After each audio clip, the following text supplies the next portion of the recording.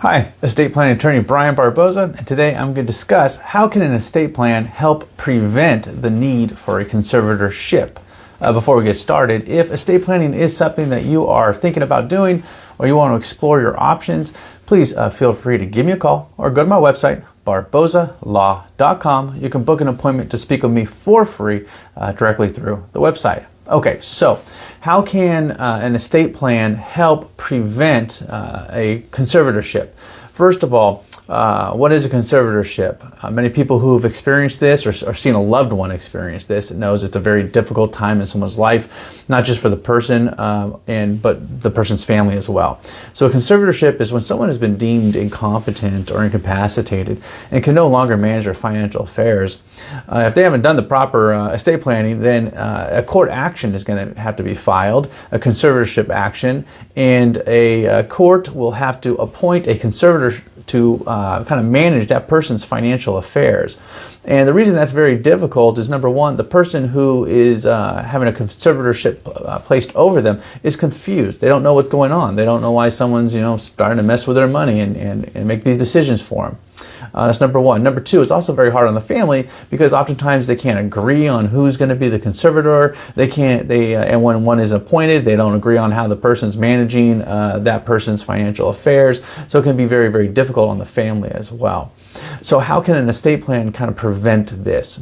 There are really two components to an estate plan that will help prevent the need for a conservatorship to be placed over you or a loved one. Those are as follows.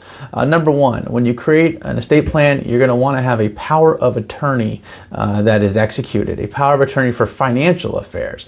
This will designate a person that you trust to help you manage your financial affairs, things like banking and paying debts and talking to your creditors and maybe filing tax returns on your behalf and all other kinds of financial transactions, is going to have the ability and authority to do those things.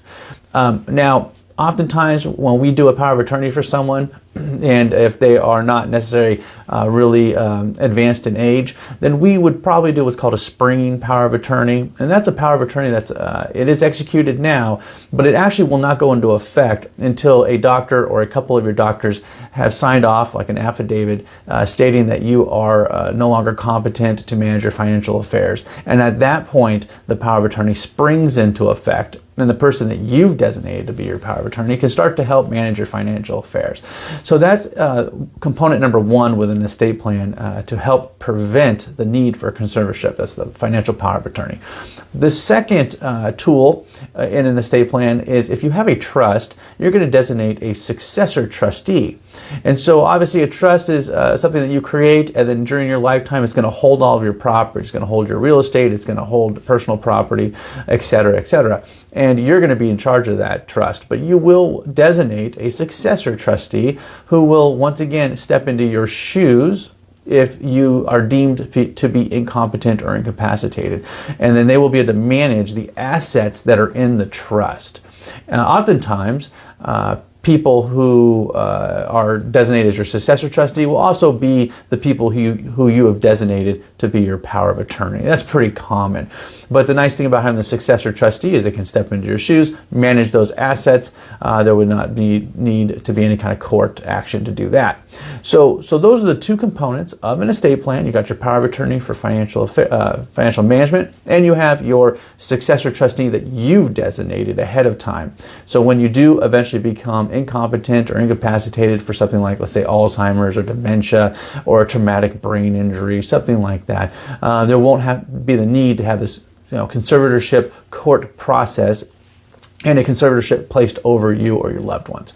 So that's it. Those are going to be the two components of an estate plan that will help you or a loved one prevent the need for a conservatorship. I hope that was helpful. If estate planning is something you are considering, please feel free to give me a call or go to my website, barbozalaw.com. Book an appointment to speak with me for free through the website. And as always, I do hope you guys have been out of this. Thank you for watching the video, and have a good rest of your day. Take care.